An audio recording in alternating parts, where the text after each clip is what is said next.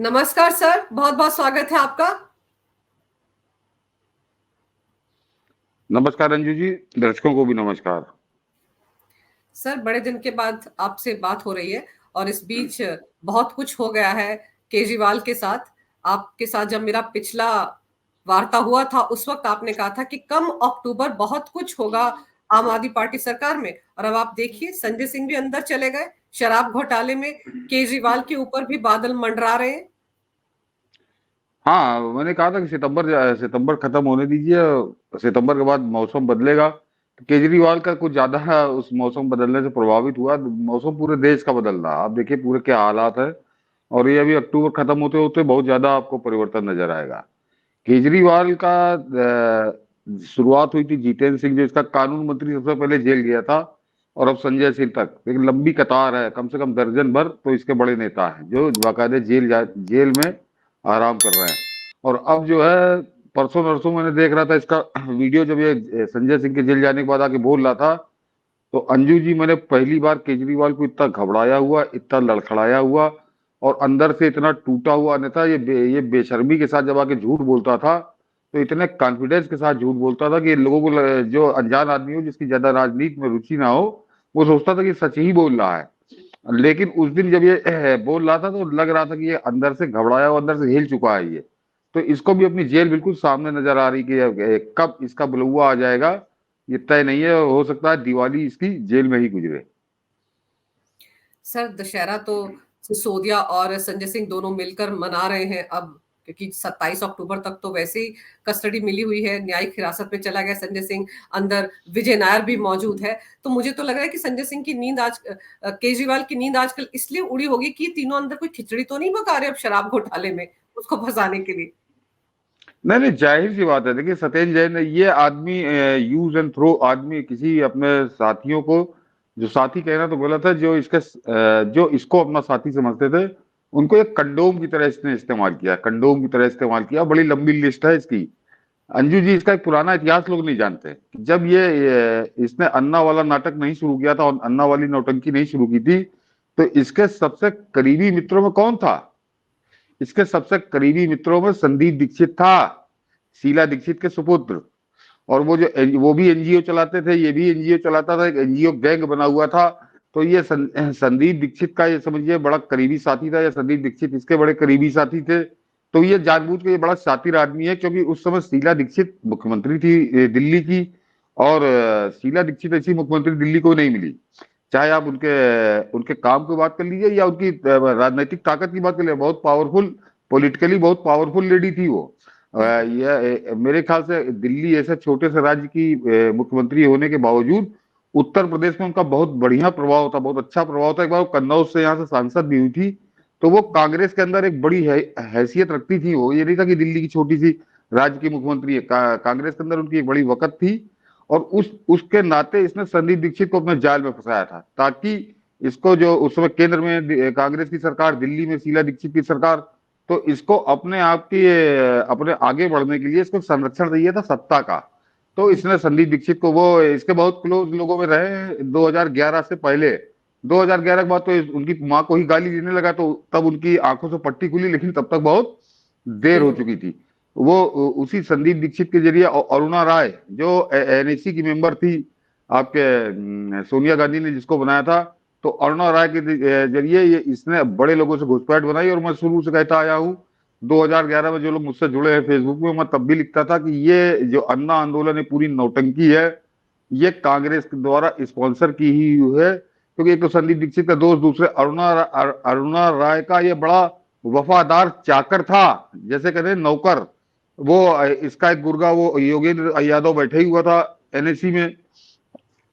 तो कांग्रेस ने इसको तैयार किया था कि तुम 2011 में अब आओ। 2011 तक कोयला घोटाला, 2G घोटाला, कामन घोटाला, तो कांग्रेस का मुंह भ्रष्टाचार से बिल्कुल काला हो चुका था।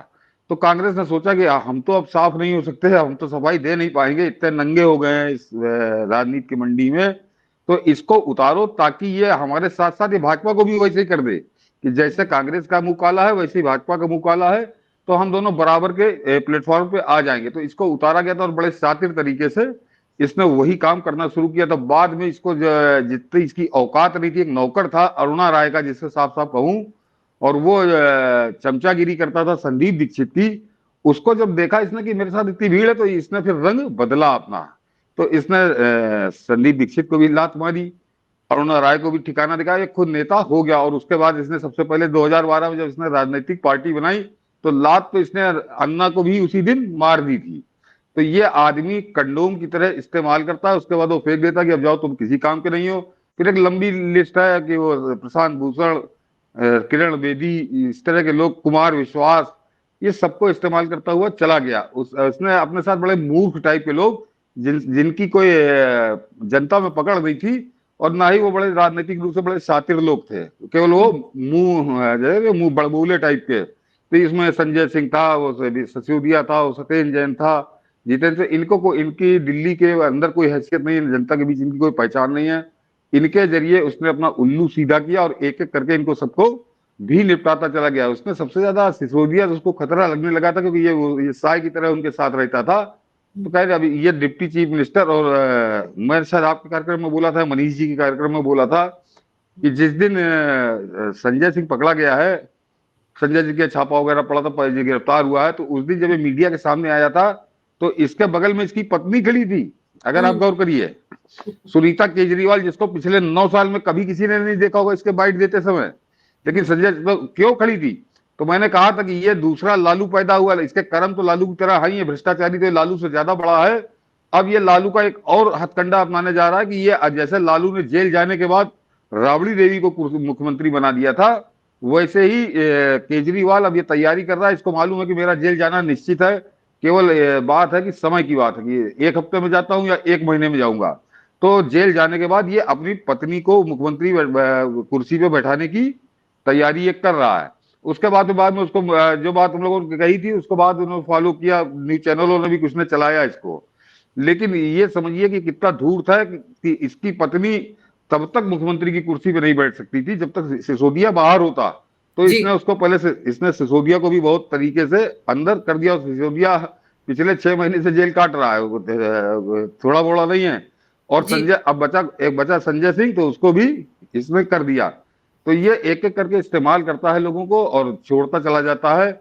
और ऐसा कोई आदमी अगल बगल अपने नहीं खड़े होने देता जो इसका विकल्प बन सकता है या इसके नेतृत्व को चुनौती दे सकता है।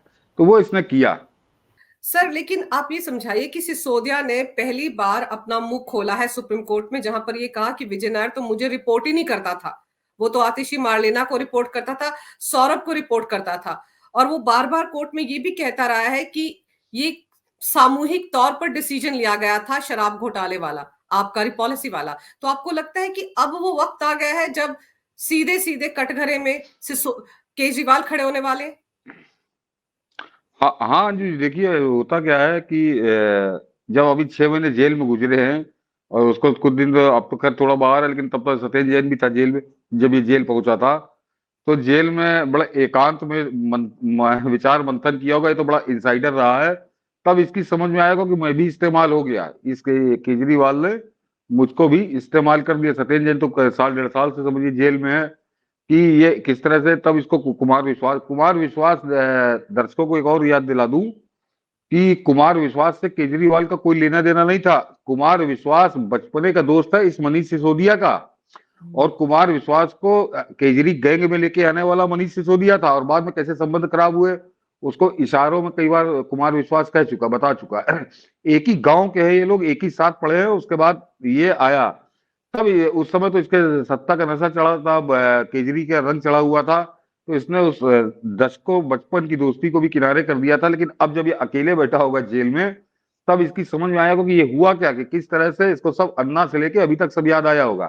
तब जाहिर सी बात है कि इनको मालूम कि अब प्राण इसी में बचेंगे, अन्यथा तो जेल जाएगा पक्का है, कि किसी तरह अपने कैसे बचाया जाए। तो अब वो मुंह खोल रहा है, और ये नहीं खोल रहा जो दिनेश अरोड़ा, जिसके गवाही पर पूरा काम हो रहा है, और ये संजय सिंह भी जेल जा रहा है। तो वो सबसे खास तो सिसोदिया का ही था। तो वो सरकारी गवाह अगर बनने को तैयार हुआ है, तो वो भी इशारा मेरे ख्याल से सिसोदिया का ही है। तो मैंने कहा ना कि इसीलिए केजरीवाल को निश्चित लग रहा है कि अब मेरा जेल जाना तय, क्योंकि जिसने पैसा दिया वो बताएगा, जिसके जरिए पैसा आया वो बताएगा, और जिसने जो उस बंदरवाट में है हिस्सेदार था, उस मीटिंग का हिस्सेदार था, वो सिसोदिया, वो भी मुंह खोलेगा तो कैसे बचेगा? इसको निश्चित तौर पर जेल जाना है। और इसीलिए अब ये मैंने कहा बहुत बुरी तरह टूटा हुआ, घबराया हुआ है। और इधर आप देखिए, पिछले जब से संजय सिंह की गिरफ्तारी हुई है, तब से केजरीवाल के किसी भी प्रकार के कोई राजनीतिक बयान नहीं आ रहे हैं। वो केवल जब आता है तो भड़ास में, बड़ा फ्रस्ट्रेशन में, वो नरेंद्र मोदी को गाली देने के लिए या सरकार को गाली, वो यही कर रहा है। राजनीति तो वो भूल गया, वो जो इंडिया गैंग का वो मेंबर बना था, वो सब प्रधानमंत्री बनने के सपना, और नरेंद्र मोदी को हटा दूंगा, ये सब उसके होश उड़ गए। उसी उन होश के साथ ये सपने भी उसके उड़ गए। वो किसी तरह अपने आप को बचाने की कर रहा है, और तैयारी उसने कर ली है कि सुनीता केजरीवाल को, अगर मैं जेल जाऊं तो सुनीता केजरीवाल को जेल में मुख्यमंत्री कुर्सी दे के जाऊं। और अभी वो जो शीश महल वाला है, संभवतः उस पर भी बुलडोजर चलने वाला है, या इसको वहां से खाली करा के जो पात्र व्यक्ति है उसको वहां रखा जाएगा। सर, शीश महल वाला मामला तो बहुत बड़ा होता जा रहा है ना। वो जो 6 इंजीनियर थे पीडब्ल्यूडी विभाग के, जिनको की विजिलेंस विभाग ने नोटिस जारी किया था, पहले वो दिल्ली हाई कोर्ट गए, फिर सुप्रीम कोर्ट गए, अब उनको कहा गया है कि भाई आप सीएटी जाइए। लेकिन अगर वो 6 के 6 जो ये भी कोर्ट में कह रहे थे कि हमने तो सब कुछ केजरीवाल सरकार के कहने पर ही किया है, इसके अलावा कुछ नहीं किया है, तो वो भी तो केजरीवाल को फंसा रहे हैं। और हो सकता है कि सीबीआई जो इस मामले की जांच कर रही है, उसके लिए वो सारे के सारे सरकारी गवाह बन जाए। नहीं नहीं, अंजू जी, वो जो बता रहे हैं और जो दस्तावेज चीख चीख के कह रहे हैं लिखा पढ़ी में, तो उसमें मेरे ख्याल से इसका वो भी सपना नहीं पूरा होगा। वो दस्तावेज और जो लोग बता रहे हैं, जो जो संबंधित इंजीनियर या अधिकारी, तो उससे तो सुनीता केजरीवाल का भी जेल जाना लगभग लगभग तय हो रहा है इस शीश महल वाले मामले में।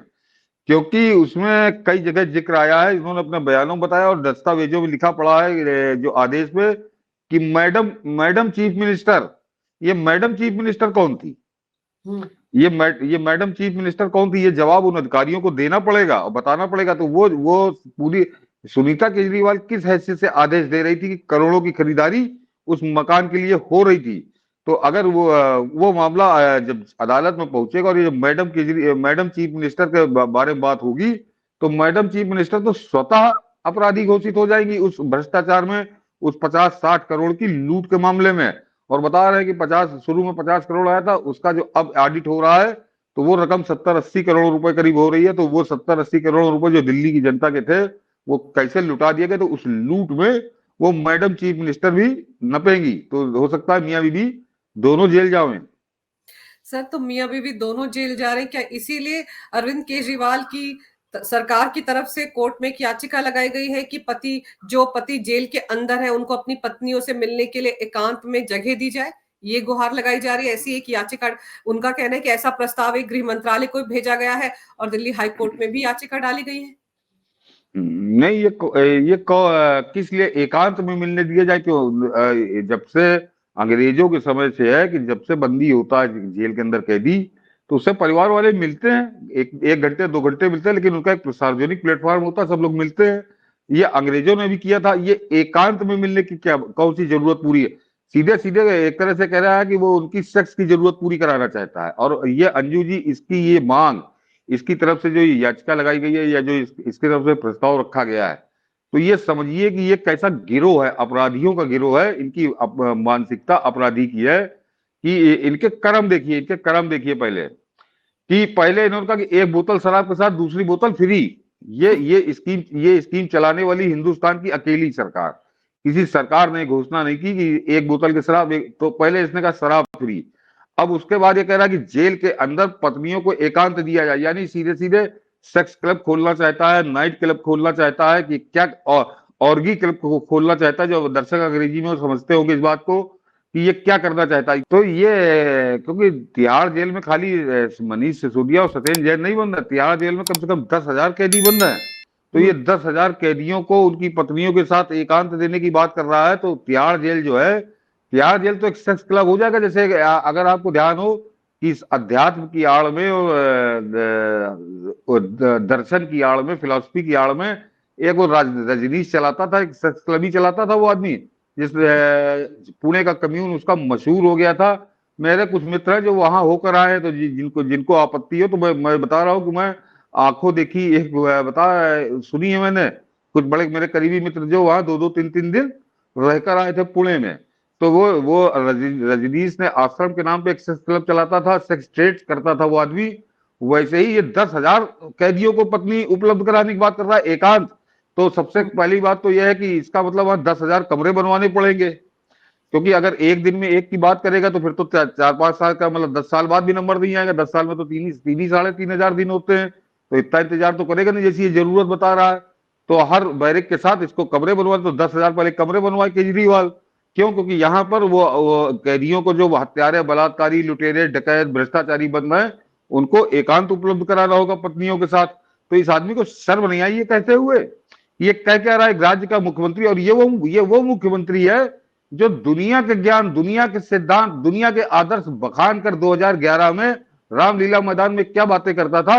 और वो मुख्यमंत्री इस हद तक गिर गया कि अब वो कह रहा है कि पहले तो उन्होंने कहा था कि एक बोतल पे एक बोतल फ्री, तो पहले उसने शराब खूब पियो, और उसके बाद अब वो कह रहा है कि कैदियों को अंदर भी मौज कराएंगे, उनकी पत्नियों के साथ एकांत उपलब्ध कराएगा ये तिहाड़ के अंदर। और मैंने कहा 10,000 से ज्यादा ही कैदी होंगे अंजू जी, कम नहीं होंगे। तो ये दिल्ली की दूसरी जीबी रोड वहां खुलवा देगा तिहाड़ के अंदर। ये तिहाड़ में क्या करना चाहता है, जरा ये दर्शक समझें कि ये कितना नीच और गिरा हुआ, और ये अपना परिचय देता रहा अंजू जी। इसको तो यहाँ दिल्ली की मीडिया ने ऐसा ताना और आंख पर पट्टी बांध ली कि इसको पता नहीं कौन सी पट्टी बांधी है, कौन सा चश्मा पहना कि इसके वो कुकर उनको याद ही नहीं आए। जब 2014 में इसकी सरकार बनी पहली बार, 2013 के लास्ट में, 14 में कांग्रेस के गठबंधन के साथ, तो सबसे पहला कुकर भी इसने महिलाओं के साथ किया। आपको ध्यान होगा सोमनाथ भारती, उसने 2 विदेशी महिलाओं को सड़क पर अपना यूरिन सैंपल देने के लिए कहा। उन बिचारियों ने, विदेशी महिलाएं थी, उन्होंने सड़क पर यूरिन सैंपल लिया। सोचिए कितनी शर्मनाक स्थिति हो रही होगी। उसके बाद वही सोमनाथ भारती, उसकी पत्नी ने कहा कि ये राक्षसों की तरह व्यवहार करता है, कुत्ते से कटवाता है, जानवरों की तरह मारता है। तो और ये वो सोमनाथ भारती इसकी आंख का तारा था उस समय, सबसे खास हुआ करता था, जैसे आजकल सिसोदिया है। तो वहां से कहानी शुरू होती है। उसके बाद 2016, ये जो अमानतुल्लाह खान अब जेल जा रहा है, 2016 में एक 32 साल की महिला ने आकर खुलेआम आरोप लगाया था कि इस आदमी ने मेरा सेक्सुअल हैरेसमेंट किया। ये पकड़ा गया था, गिरफ्तार होकर जेल चला गया था। ये अमानतुल्लाह, वो इसकी आंख का तारा। वो एक संदीप कुमार, इसका जो मंत्री था इसकी सरकार में, वो गरीब महिलाओं का राशन कार्ड बनाने के लिए किस तरह से उनके साथ यौन उत्पीड़न का खेल खेलता था राक्षसों की तरह, वो बाकायदे वीडियो में कैद हुआ, वो जेल गया। लेकिन दिल्ली की मीडिया को ये हमेशा आदर्श पुरुष लगता रहा। पता नहीं कितना पैसा खा लिया था और किस तरह से वो मीडिया कितना गिर चुकी थी, किस पाताल में पहुंच गई थी कि इसके इन कुकर्मों पर कभी चर्चा ही नहीं हुई। वो जो रोज शाम को 5 बजे से लेकर 11 बजे तक प्रपंच होता है न्यूज चैनलों पर, उन प्रपंचों का ये विषय ही कभी नहीं बना कि इसके यहाँ तो एक तरह से जैसे कहते हैं वासना के भेड़िए या सेक्स के भूखे भेड़िए, उनका एक गिरोह है ये पूरा का पूरा। और अब उसको जो है इस केजरीवाल ने बिल्कुल एकदम खुलकर मान्यता देने की बात कर दी कि अब ये सोच, मुझको हंसी आई कि 10,000 कैदी और उनके लिए इस तरह की बातें कर रहा है ये। तो इसका दिमाग में वो है, इसका जैसे वो सिगमंड फ्राइड ने कहा था ना कि आदमी के दिमाग में हमेशा सेक्स घूमा करता है। तो पता नहीं दुनिया के अन्य लोगों की क्या स्थिति है, लेकिन केजरीवाल उस सिगमंड फ्राइड की परिभाषा का सबसे सटीक उदाहरण है कि ये किस तरह के लोग इसके साथ इकट्ठा हैं। और इसके खुद की, अंजू जी, हाँ, अब थोड़ा समय गुजर गया, 4-5 साल पहले इसका बड़ा चर्चा हुआ था एक आलू करके महिला का। उसको निक नेम में आलू बड़ा फेमस हुई थी, और बाद में उन आलू का अपने पति से तलाक भी हो गया। ये दर्शकों को याद आ जाएगा जो थोड़ा सक्रिय हैं। और वो आजकल इसके यहाँ एक मंत्री का स्टेटस पाके एक किसी की अध्यक्ष भी है, वो काफी चर्चा में रहती हैं। तो वो नेतागिरी उनके पति करते थे, वो तो साइड लाइन में कहीं थी। और उसके बाद वो आलू की चर्चा आई, फिर वो गोवा का एक कांड बड़ा चर्चित हुआ कि अलमारी में छुपना पड़ा, कैसे वो पति पहुंच गया। और बाद में उस पति को इसने अपनी पार्टी से भी खदेड़ा, वो आलू को उनकी जगह स्थापित किया। वो बेचारा पति आज की तारीख में राजनीतिक भिखारी है, इधर उधर घूमा करता है कि कहीं छप जाऊं, कहीं नाम आ जाए। और वो मैडम हाथ, तो ये इसका खुद का कुकर्म था। तो ये आदमी पूरा एक तरह से सब कुछ, तो ये गिरोह था, ये राजनीतिक दल नहीं थे, एक गिरोह था जिसको जालसाजी भी आती थी। मैंने जालसाजी का इतिहास बताया। अपराधी इसके यहाँ वो आपका जो दिल्ली वाला पार्षद है ताहिर हुसैन, जिसने आईबी के अधिकारी को सड़क से खींचकर जिसकी हत्या कर दी, समझिए इससे दुर्दांत अपराधी, दुर्दांत हत्यारा कोई हो नहीं सकता। तो जालसाज ये हत्यारे इसके यहाँ, सेक्स के कैसे सेक्स ट्रेड वाले लोग कैसे इसके यहाँ, तो ये गिरोह था एक अपराधियों का, जो किसी तरह दिल्ली की सत्ता पर काबिज हो गया है। और दिल्ली दिल्ली भोगे, क्योंकि वो जो 200 यूनिट बिजली फ्री के चक्कर में कैसे अपराधी अब राज कर रहे हैं वहां पर। सर क्या यही वजह आपको लग रही है कि इतने सारे घोटालों में केजरीवाल फंस रहे हैं, और अब पूरा उनका कहते हैं ना कच्चा चिट्ठा खुलकर सामने आ रहा है कि कांग्रेस ने डिस्टेंस बनाना शुरू कर दिया है इंडिया अलायंस के अंदर। किसी ने कुछ नहीं कहा संजय सिंह की गिरफ्तारी पर, बल्कि खुद ही संजय सिंह चीख चीख के बोलते रहे कि मेरी तो हत्या होने वाली, मुझे मारने वाले हैं, मुझे कहीं ले जाकर पिटने वाले हैं, ये सब कुछ खुद ही बोलते रहे ये लोग, किसी ने इनका साथ नहीं दिया है। नहीं अंजू जी, मेरे ख्याल से सब होता, मैं आपके कार्यक्रम में भी कह चुका हूं वैसे भी, कि कांग्रेस से तो इसकी पट ही नहीं सकती, कांग्रेस से इसकी पट ही नहीं सकती। वो एक मोदी को गाली देने में साथ आ जाए, तो इसलिए इसको था, मैंने शायद आप ही प्रोग्राम में कहा था कि उस समय सोनिया गांधी को कर्नाटक में सारे लोग इकट्ठा हो जाए, तो इसको उन्होंने लालच दे के बुलाया था। कांग्रेस से इसका कांग्रेस इसको एक्सेप्ट करेगी तो दो जगह से वो खत्म हो जाएगी, जैसे यूपी बिहार में खत्म हो चुकी लालू मुलायम को एक्सेप्ट करके, तो वैसे केजरीवाल को अगर एक्सेप्ट कर लेगी तो दिल्ली और पंजाब में वो खत्म हो जाएगी। क्योंकि पंजाब में, दिल्ली में तो खैर वो रही नहीं गई, पंजाब में भी उसका अस्तित्व है। आज की तारीख में नंबर 2 की पार्टी वही है भाजपा का, वहां कोई अस्तित्व नहीं है। तो मुख्य विपक्षी पार्टी है, पंजाब का कोई नेता इसको स्वीकारने को तैयार नहीं है। और इसको अगर इसके साथ आ गई कांग्रेस, इसको साथ ले आई, तो वहां जवाब देना मुश्किल होगा। अभी एक मुद्दा मैंने कहा ना कि उस पर चर्चा नहीं होती कि पंजाब की विधानसभा का अध्यक्ष कुलतार सिंह सांधवान, वो कनाडा में एक मोस्ट वांटेड आतंकवादी के साथ लंच कर रहा है, उसके साथ खालिस्तान का बैनर पकड़ के खड़ा है, खालिस्तान का झंडा उठाए खड़ा है, और उस अपराधी खालिस्तानी आतंकवादी को इसने पंजाब विधानसभा का अध्यक्ष बना दिया है। तो ये मुद्दा है कि कांग्रेस क्या जवाब देगी उसका। हालांकि कांग्रेस का भी चरित्र ऐसे ही रहा है, लेकिन कांग्रेस थोड़ा ढका छुपा करती थी, इसने तो पूरा खुलकर वो काम किया है। तो वो जो मैंने कहा ना कि अपराधियों का गिरोह है, और वो कांग्रेस को बहुत भारी पड़ेगा। इसीलिए आप खबरें पढ़ती होंगी अखबारों में कि कांग्रेस का वहां एक भी नेता इसको एक्सेप्ट, इसकी शक्ल देखने को तैयार नहीं है। अभी उनके एक नेता को, किसी को इसने जेल भेजा है, मैं भूल रहा हूं उनका नाम, क्या सरदार जी हैं वो, तो वो जो उसको जेल भेजा, वो सोच लीजिए वो कितने इसने अपने आप को खुद कटघरे में खड़ा कर दिया, लेकिन उस पर भी चर्चा नहीं है। इसने कहा है कि वो ड्रग्स के मामले में उनको मैंने जेल भेजा है, वो ड्रग्स के कारोबार में। हाँ, सुखपाल सिंह खैरा नाम है शायद, सुखपाल सिंह खैरा, ठीक कह रही हैं।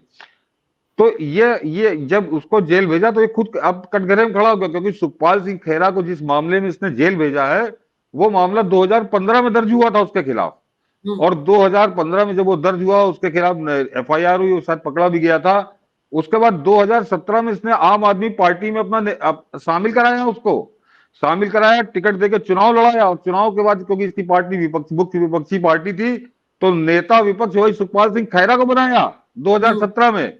तो जिस केस में अब गिरफ्तार किया, वो केस तो सुखपाल सिंह खैरा के खिलाफ 2015 में दर्ज हो चुका था।